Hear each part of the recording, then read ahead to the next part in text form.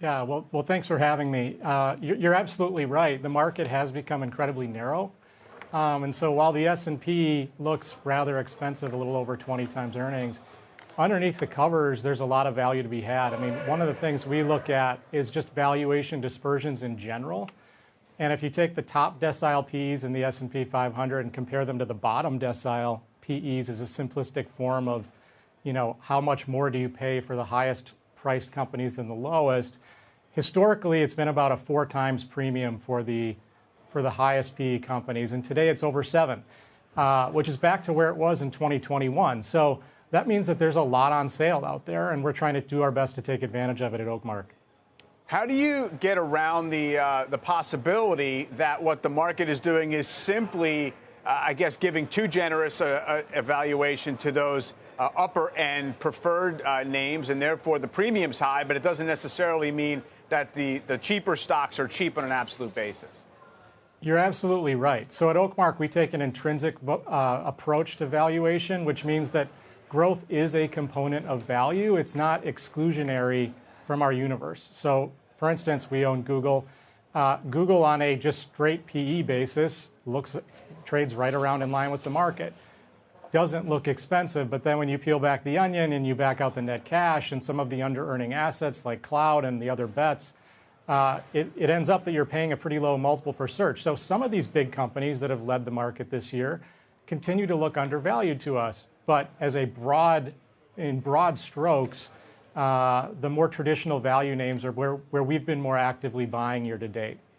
And go ahead. Tony, I hope you won't mind one more on Alphabet, because we asked Bill about this all summer long, especially when Microsoft appeared to be needling Pichai on AI.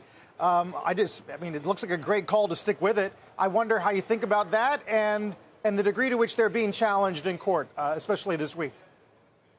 Yeah, I'm not up to speed on exactly what's going on in court right now on the antitrust suit, so I can't really comment on that. But, Microsoft and Google both have great AI capabilities. What we know today is it's all very early. Things are happening very quickly. It's unpredictable. But we love that we get to pay this price for a company like Google that has a leadership position in AI. We just don't feel like we're paying for it here. We did mention, Tony, that you were finding some things that look pretty ripe in healthcare. Where in particular within that very diverse group? Yeah, you're right. It is a diverse group. I mean, you have drug stocks trading near their all-time low relative to the S&P over the last 10 years. Same for biotechnology companies. We're seeing more new idea flow, and that's why I mentioned that in that area, which is typically an indicator that there's some more value. And I'll give you one example. That's IQVIA Holdings. And IQVIA is a contract research organization, or CRO, and they're one of the largest in that. And what those companies do is they help the drug companies throughout the trial process and manage those trials. And IQVIA has a unique advantage in that they own the traditional IMS business, which is the prescription data business. And that helps them move pharma companies through the trials quicker and more precisely target trial candidates for drugs. And that has led to market share gains over time.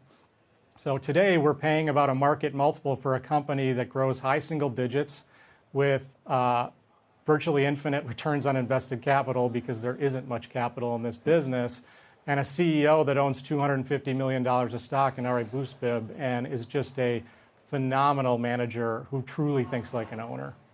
Interesting. And we did also nod to your energy exposure. So you've owned some for a while now. It's clearly a leadership part of the market. What's the premise there in terms of whether you sort of need the commodity prices to keep going up, or what parts of energy do you continue to like?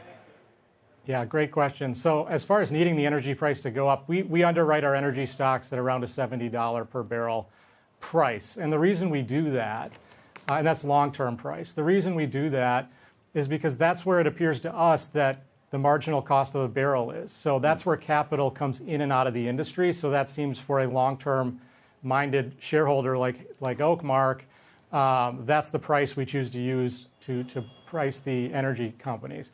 What we see at that price, and even more so today, is prodigious cash flow. And in a way, an EOG or a ConocoPhillips, we look at them at this price, you're going to get your investment back over 10 years. In other words, they're going to produce the market cap in 10 years at this price at a minimum. Meanwhile, growing production in the low mid-single digits. So you get your money back over 10 years. Your production's 40–50% higher 10 years from now. You know, it's a risky industry. Oil prices move all over the place, but with that sort of setup in price, we feel like it really protects our investors. Yeah, a little bit of a cushion there. Tony, great to catch up with you. Thanks so much.